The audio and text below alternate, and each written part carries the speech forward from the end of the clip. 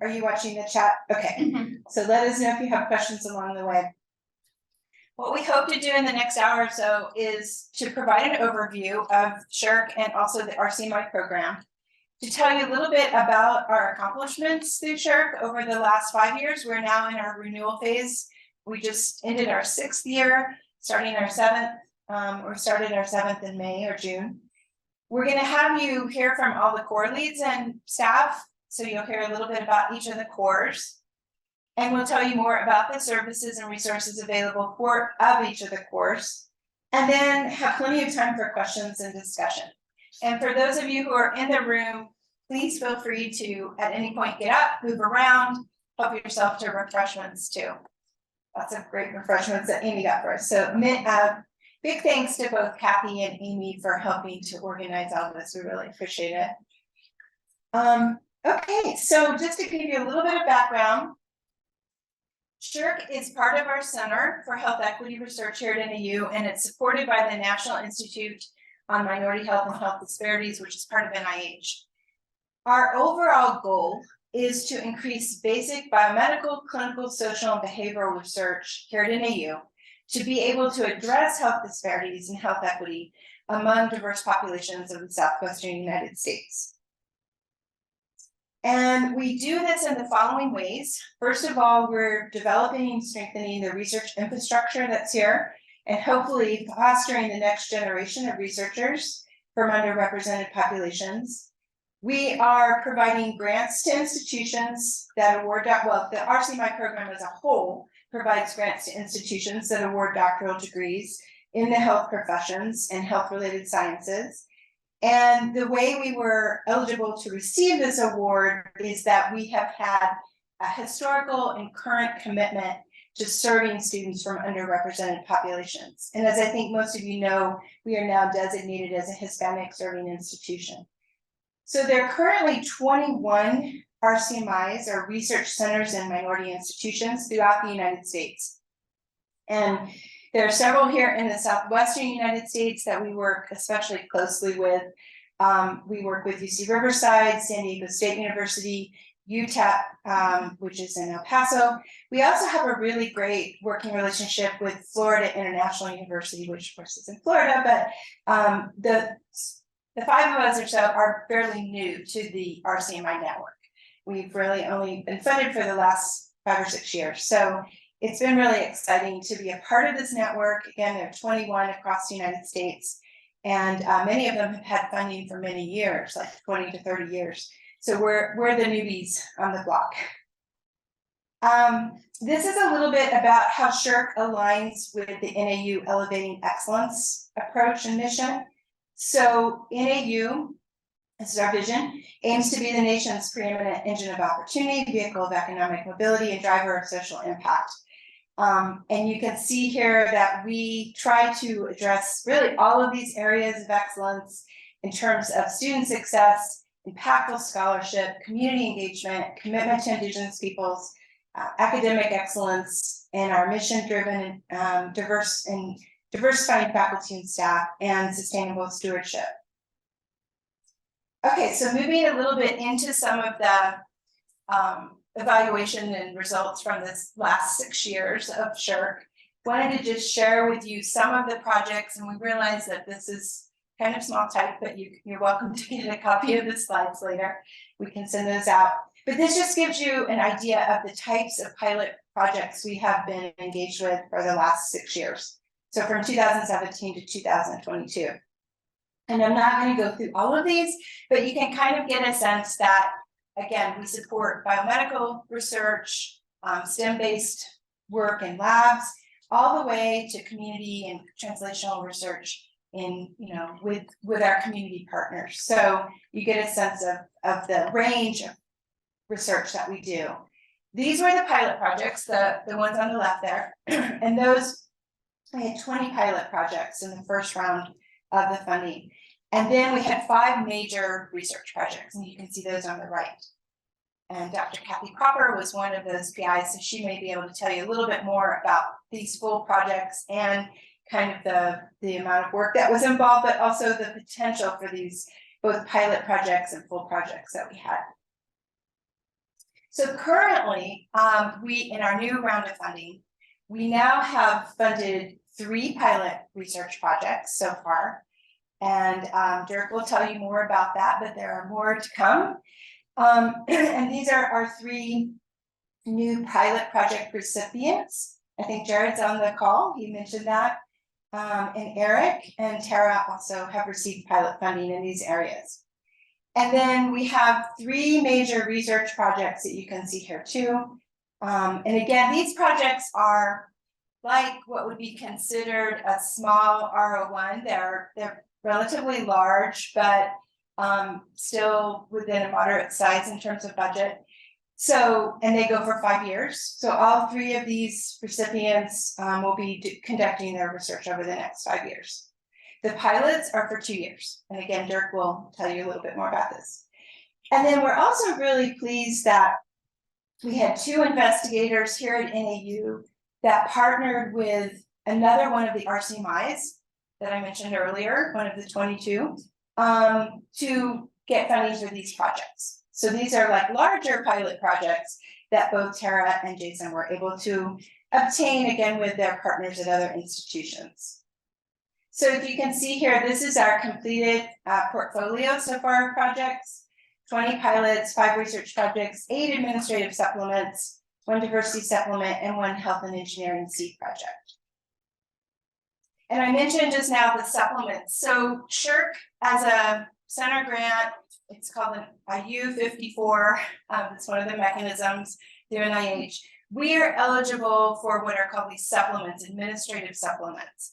And we've been very fortunate to get a number of them over the last 6 years. And again, you can see ranging in different topic areas. So what happens is NIH will issue these call for supplements, administrative supplements, and we will determine as an executive committee whether or not we want to try to pursue applying for one, and if we can find investigators within the university who would like to take a lead on that. So this is a great opportunity in addition to the pilots. They're a little bit more money than some of the pilots. And so it really allows you to collect some preliminary data and move on from there. So again, these are just some examples of the supplements we've been able to obtain in the past. So in terms of some of our successes, we're really excited to see how much progress our faculty have made as part of SHERC. And many of our faculty, keep in mind, are early stage investigators, so they're still early in their career, assistant professors, even postdocs. And this reflects everyone affiliated with SHERC.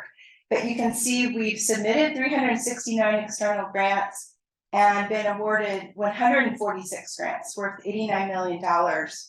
I might just mention Kelly Lorla, who's our evaluator, helped put together these slides, and she does all of our evaluation, which is amazing, and helps us track all of this.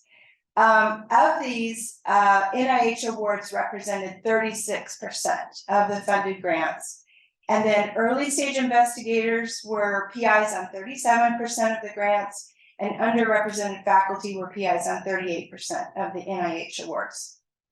We were also very fortunate in having 2 amazing young scholars, one of whom is Ricky Camplain, get the first K01 award here at the university, and Dr. Amanda Hunter get the first K99 R00 award here too. So very fortunate. And so we also feel that we've increased our capacity, especially among early stage investigators and underrepresented faculty. As you can see here, this just gives a little bit more detail about the departments represented in SHERC, the centers, the colleges. You can kind of see here, we've supported over 100 faculty now from 26 departments, 3 centers, 5 colleges. And again, not quite the majority, but at least over half are early stage investigators. 20% identifies underrepresented. So this gives you a little bit more detail about grants obtained and citing publications, which is another one of our metrics we look for in evaluating our success. And then another example, which you're going to hear about more later, in terms of the importance of community engaged research with what we do here at SHERC.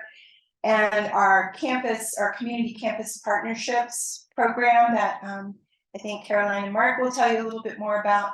But I also just want to highlight the trajectory of one of our scholars, Dr. Ricky Camplain. So her ability to do this work, I think, was really enhanced by the fact that initially she was able to get some recruitment money through our recruitment core startup funding.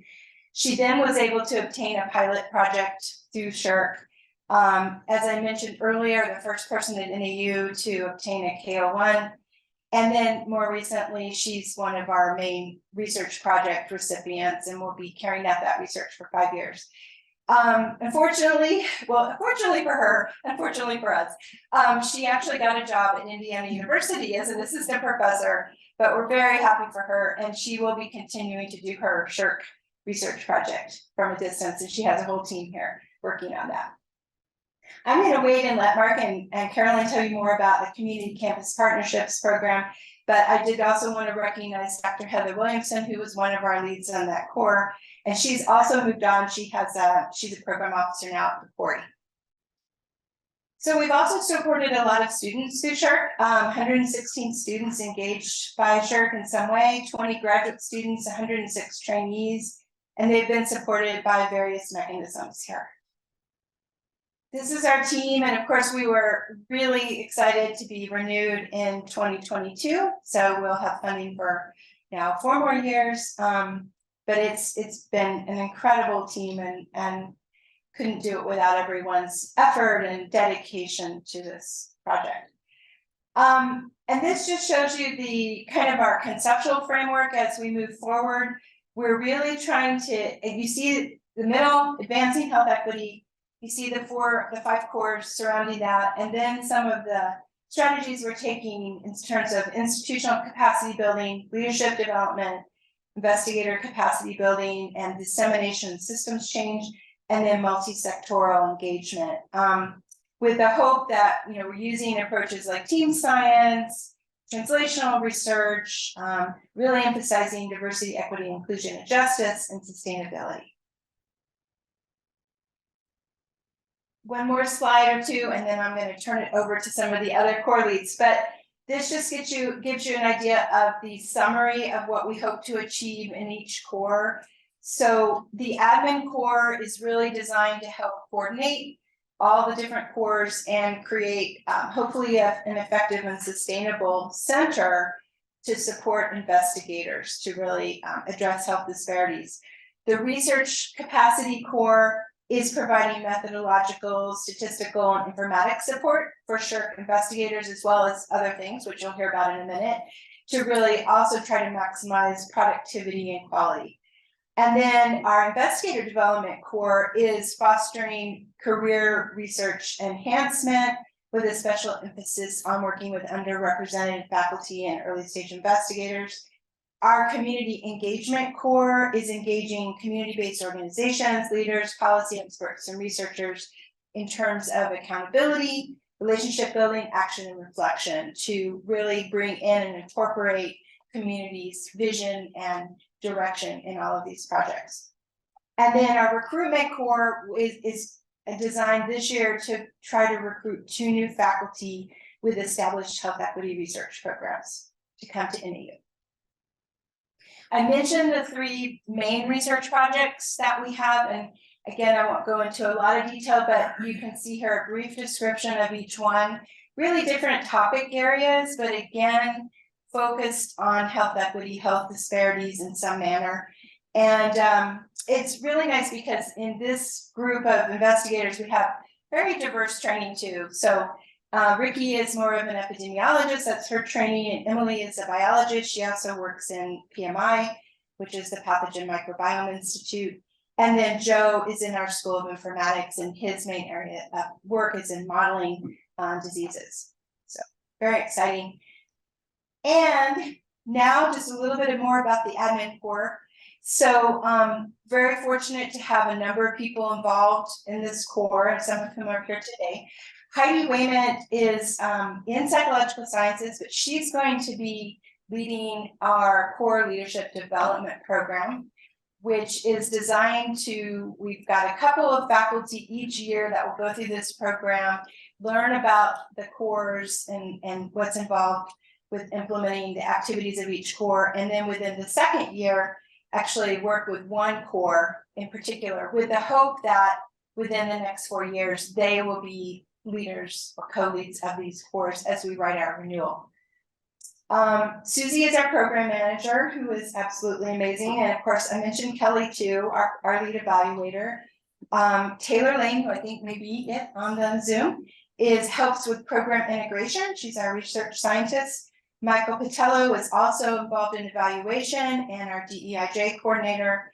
Bree is our events coordinator. And then back in the back is our communications assistant manager. And I think I've kind of covered this already, but just one final summary. So the admin core, as I mentioned, is really designed to help coordinate all of this and to help continue to build and sustain the leadership infrastructure of SHERC. And that's especially through our core leadership development program, but in other ways too. And then strengthen and maintain effective collaboration among our community partners, institutional government partners. And then develop and expand the ability to participate in team science. That's one of our main themes as we enter this next few years in translational research. And then also to be able to implement and maintain an interactive and comprehensive evaluation feedback system. And with that, I will turn it now over to Kathy, our lead for the research capacity board. Thanks, Julie. So as you all can see, it's a rather complex but still well-organized machine that we work through in order to make sure that we're functioning and supporting all of you, which is really the goal of the program, is to support new faculty from a diverse group, and then really make sure everybody can move forward in a productive way. So our team's part of that.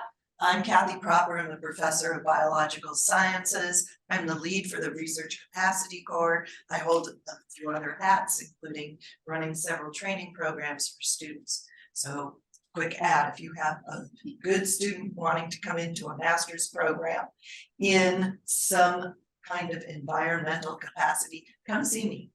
But with that ad done, I'm going to introduce everybody else. Monica Leininger's here today, and she's going to be integral. She's an associate professor of athletic training, and she's really the director of one of our aims to keep things moving forward there. Amy Gillot keeps me straight because I need straightening.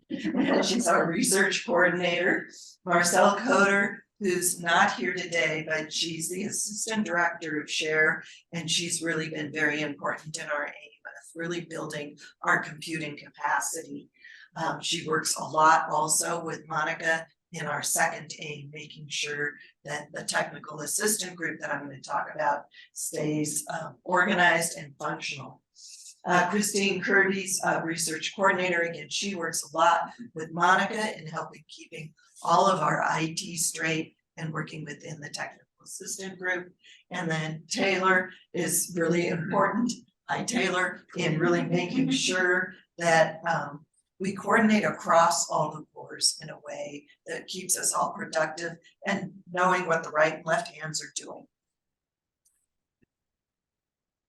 So we have several aims. I'm going to run through them quickly and then come back to them in the next slides, except for the first aim.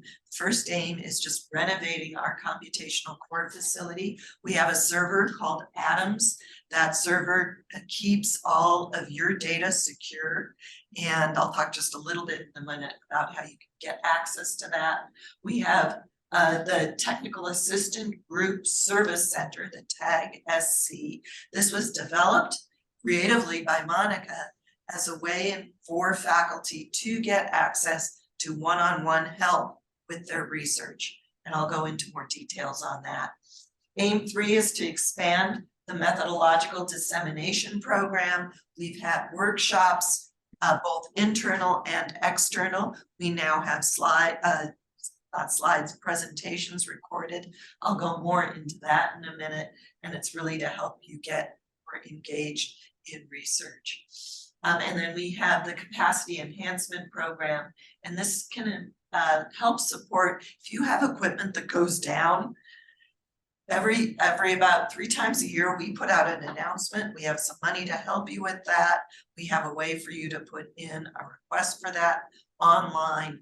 And we can help support also any kind of service agreement you may have, because equipment's expensive and you want to keep it working, right? We can also support if you have small software needs. We can help support purchasing those software needs and help you get it through any use complicated how to get software associated with your program online.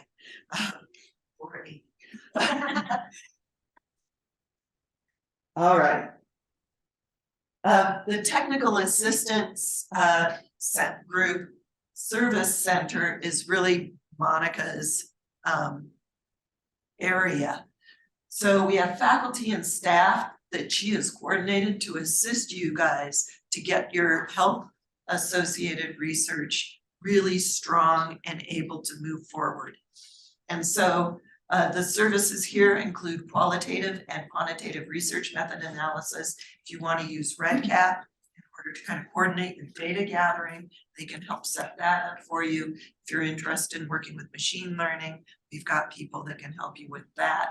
And with big data analysis, if you want to do something associated with GIS, we have support for that.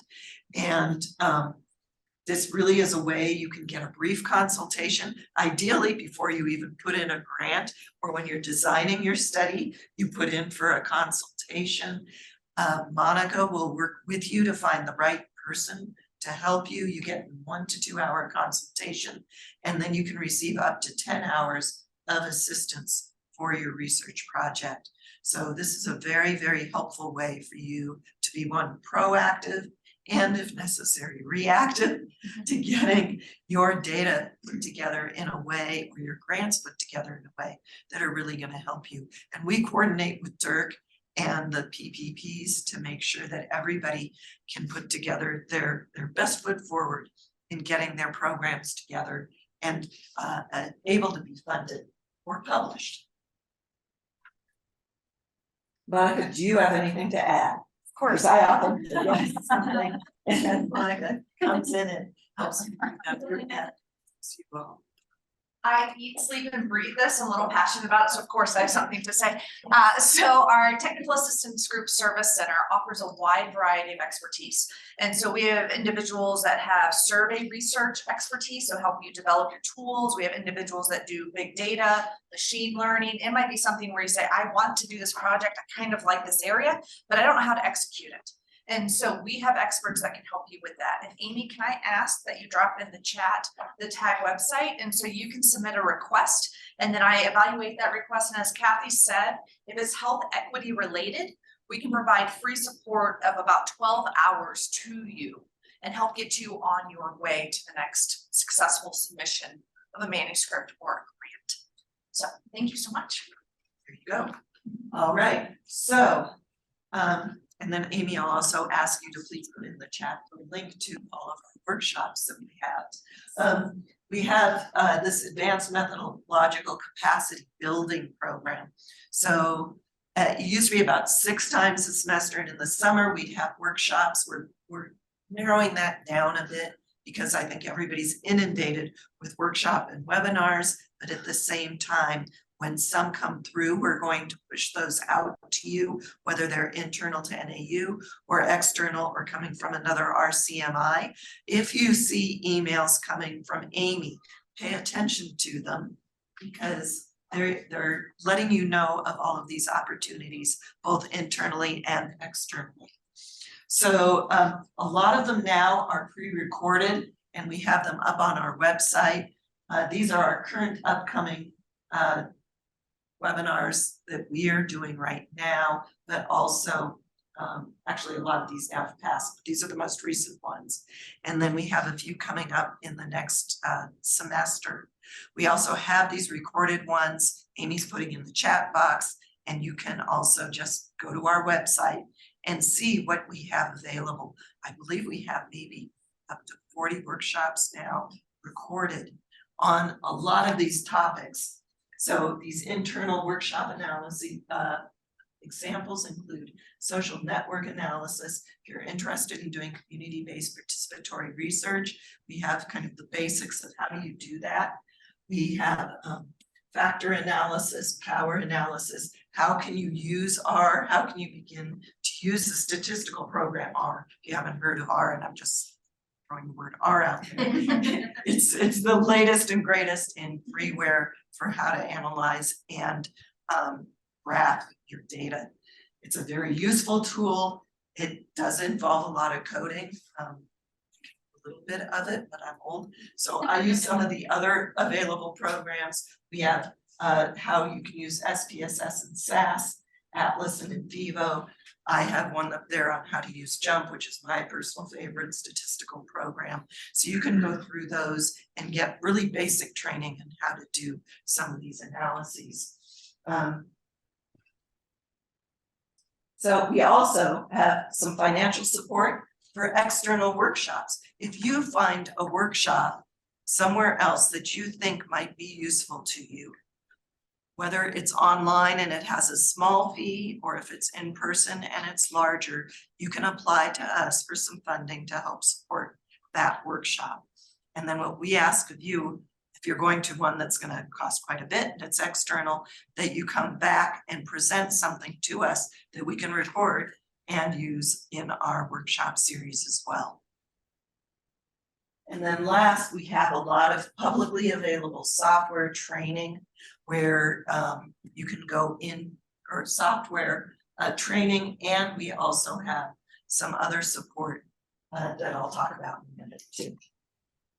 So we have the Adams remote server. On this remote server, all of this software is available for you to use, so you can get access to using this software. This is a secure server. If you're doing research that requires secure data, this is where you want to put it. It is housed now in the same place as Monsoon, and we're building that capacity out too, but we have now built our server capacity out farther. You access it through the Regulatory Compliance Office, and I believe it's Christine you can go to if you need help with that. Right now, Regulatory Compliance Office is searching for a new head officer, so it might take us a bit to figure out just how to get you access, but we can get you access to that. Monica. You actually just submit a tag request, and as long as your work is health equity and meets the high security needs, we can get you access to that. So we have secondary data sets out there. So we have a whole long list of secondary data sets that are available. These are data sets put together by other groups. They're publicly available and you can access them for your research. There's a lot out there you could do just sitting at your desk. It's very interesting and available. The one that I'm really promoting right now is this All of Us data set that's coming. It's actually available now. It's being built up. It's going to have the medical data for up to 1 million people publicly available, as well as their genomics.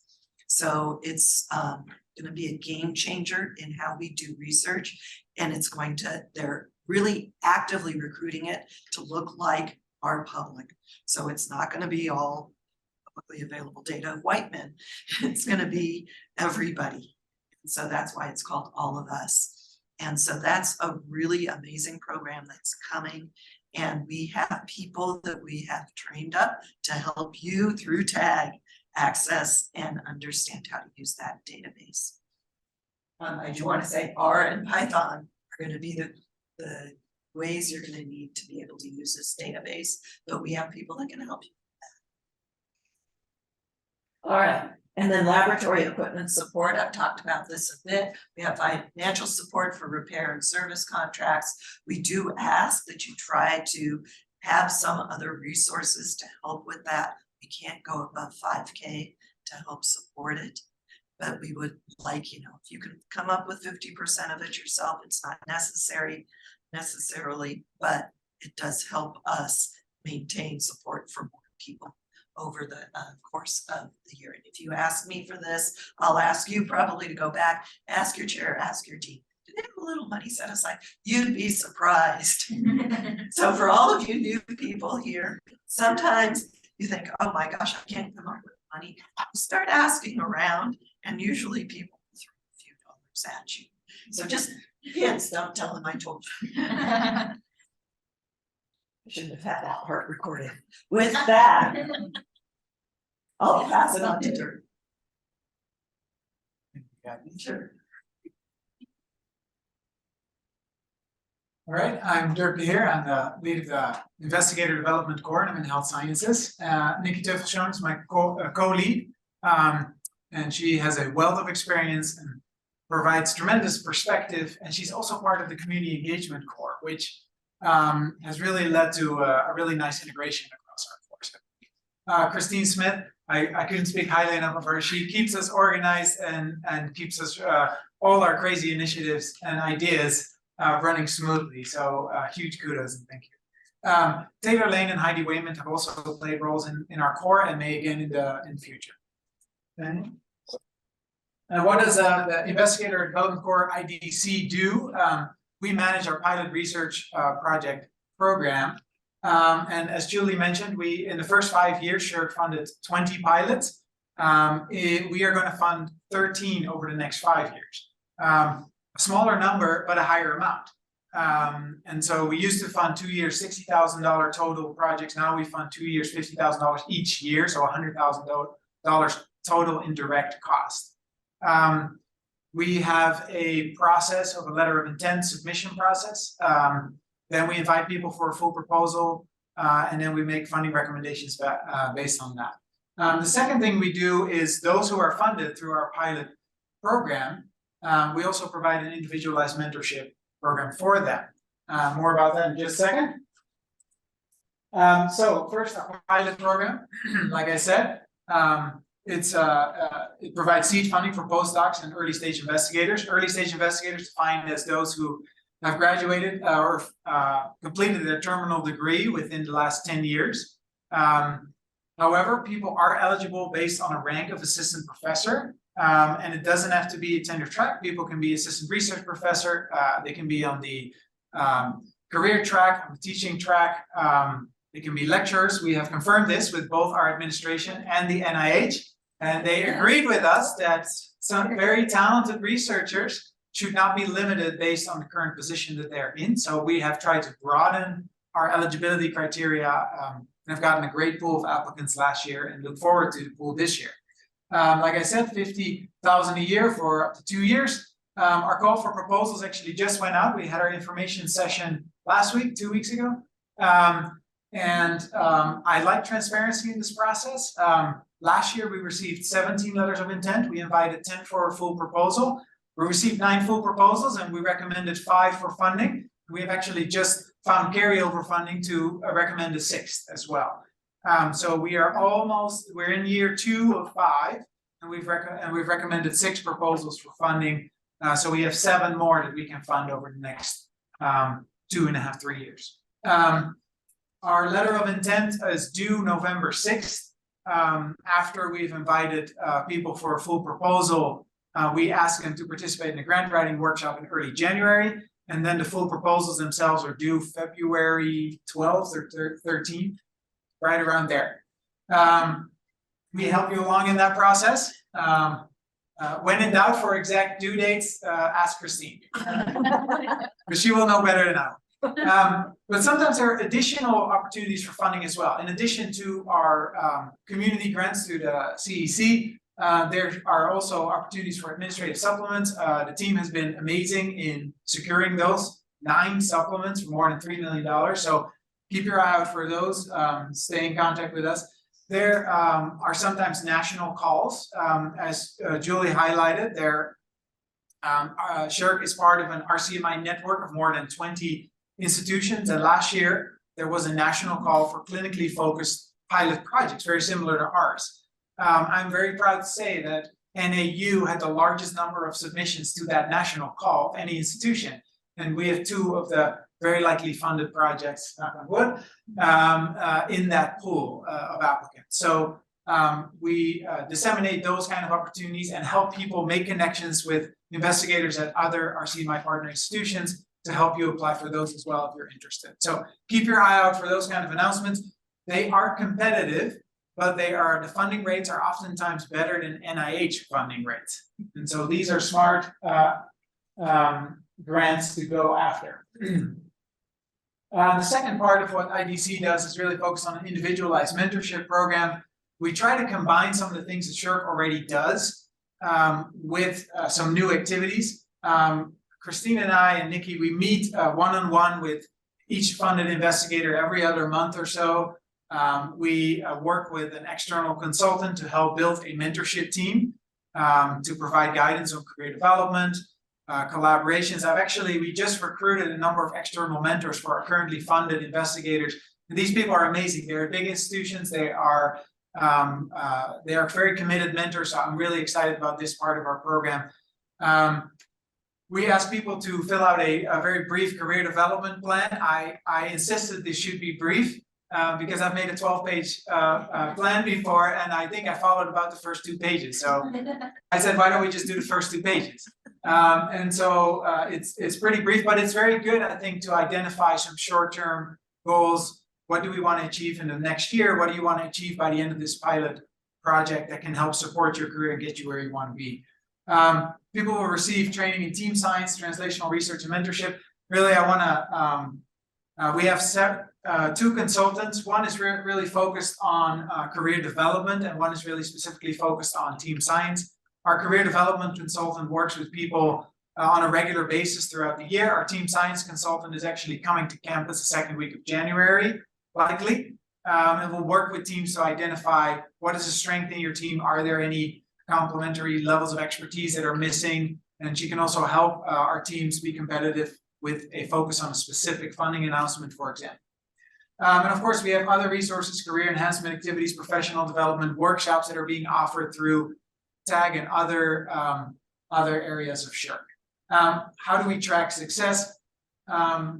And in some ways, the simplest way to track is people productivity. Are people effective in submitting their grants? Are their funding rates high? Are they publishing their work? Are they advancing in their careers?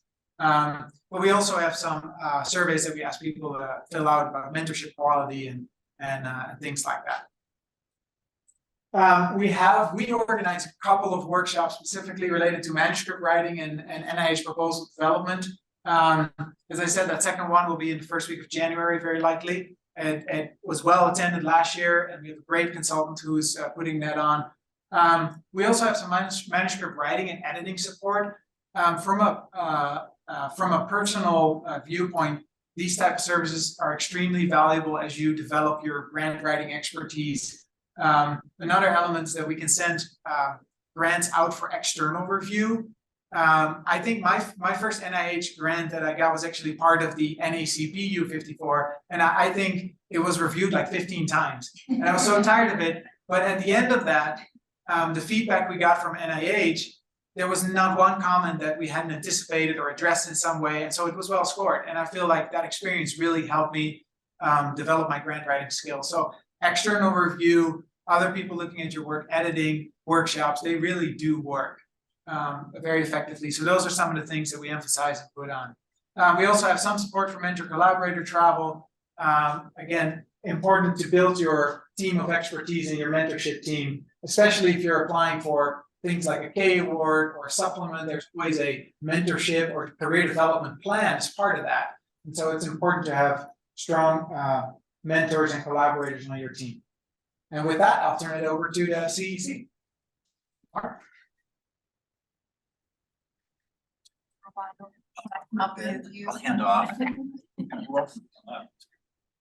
Hi, Mark Remaker. So you've met a few of us already. Caroline Mendes here. Carmelita Chief is on Zoom. And then we also have a wonderful public health graduate student, Alex O'Lean. And we are led by Dr. Samantha Sabo. And as Dirk mentioned, Nikki crosses over both the IDC and the CEC. So some of the overarching goals for the CEC include cultivating and maintaining a community expert board of we've got 8 multi-sectoral community stakeholders that advise all center and core activities. This includes reviewing the pilot project proposals that Dirk just talked about.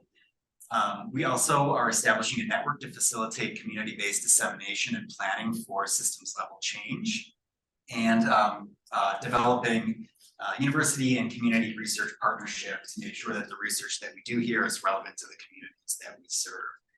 And some of the ways that we do these things and the resources and services we have available are outlined here. We have a regional health equity survey that we did over the first 5 years, where we reached out to over 200 Northern Arizona County level leaders from various sectors: transportation, health,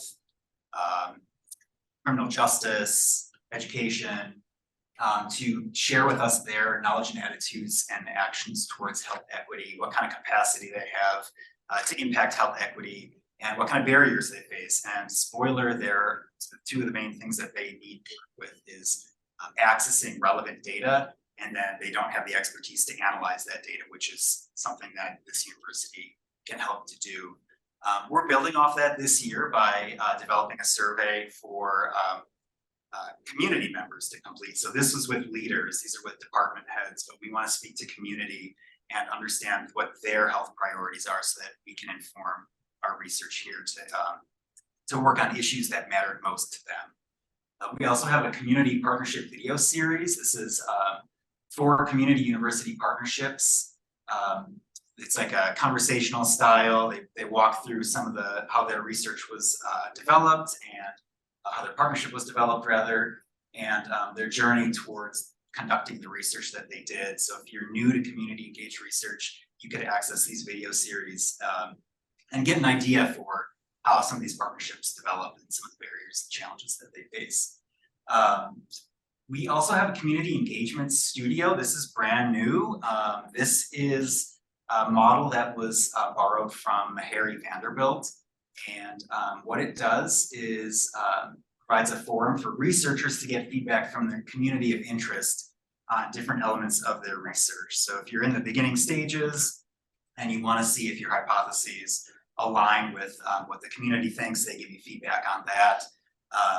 Or if you're developing a survey and you want to make sure your questions resonate with them, that would be something else. Or if you're done, if you have maybe finished your PPP and you want to disseminate your research outside of just submitting a manuscript, if you actually want to go back to the community, you can set up a community engagement studio with us and get feedback from the community on the best way to disseminate.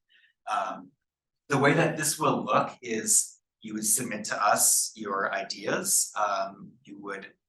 We would reach out to the community of interest and get some experts, between 5 and 8 experts, to come in. The studio itself would be an hour and a half long.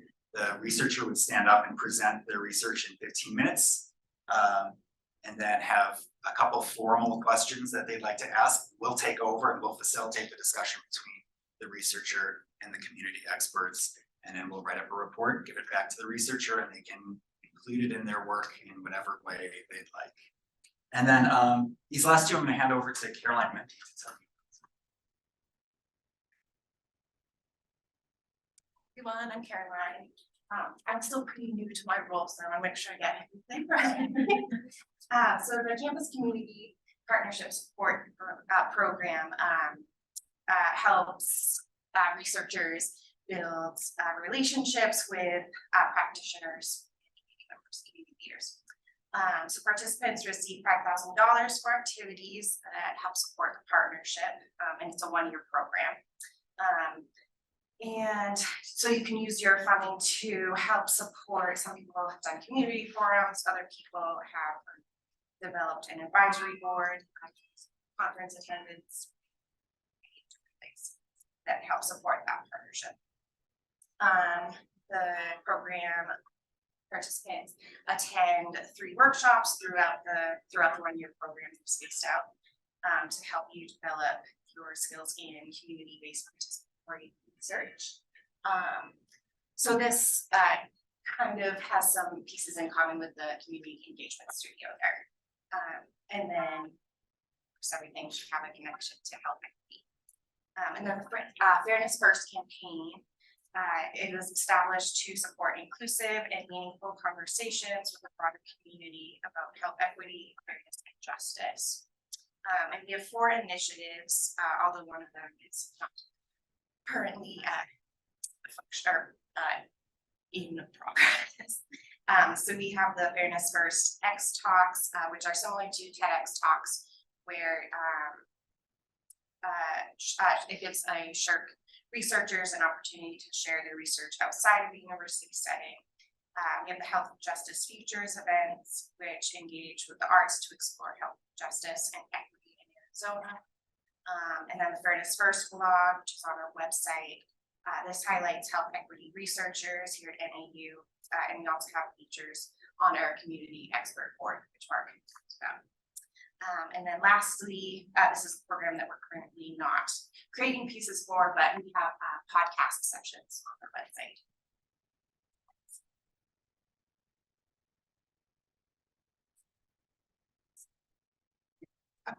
So I think we're ready to move to the recruitment core. I don't know, Monica, if you want to come up with me and We'll present this part, and then we will open it up to questions, because I know we've covered a lot. Okay, so this year we are going to be recruiting 2 new faculty, and we're very fortunate to have Monica helping us do that. She's really taking a lead on the search process, formed the search committee. And I don't know if you want to speak a little bit about the process. Sure, absolutely. So right now we are finalizing the job description. And so we are hoping to bring in 2 new faculty at the associate level that have expertise in health equity research. And so if you have any colleagues or know of anyone, please let me know. I'd be happy to send our recruitment flyers out to them. So we hope to have this posted by October 1st and then do phone interviews and all prior to the holiday break, and then bring top candidates on in January and February. And so we're looking to bolster up and continue the success that we've had within the center. So in the first cycle, we brought on 2 new assistant faculty. And so they've been very successful in their time here with us at NAU. So, and I don't know if you want to mention the areas of expertise that. oh, absolutely. I forgot that part, health equity. So we're looking primarily for someone that's a health economist or a biostatistician, or someone that has expertise in health informatics. And so from that pool, we're hoping to find 2 individuals that are highly qualified and preferably with their own experience in grant funding. Really appreciate your help. And with the SHERC funding, we have really very significant startup funds for these 2 roles too. So again, if you have colleagues out there who might be interested, it will be advertised, I guess, at the associate professor level. Rather than full, but that might also help us find some folks who are more mid-career that are willing to relocate. It's always a challenge. And but please, when we get to the point where we're advertising, we'd love for you to send that out to your networks of colleagues. So with that, I think that wraps it up, but we are happy to answer any questions. And I would just want to thank all the core leads and everyone, all the staff for your excellent presentations, and we're happy to answer any questions that you might have either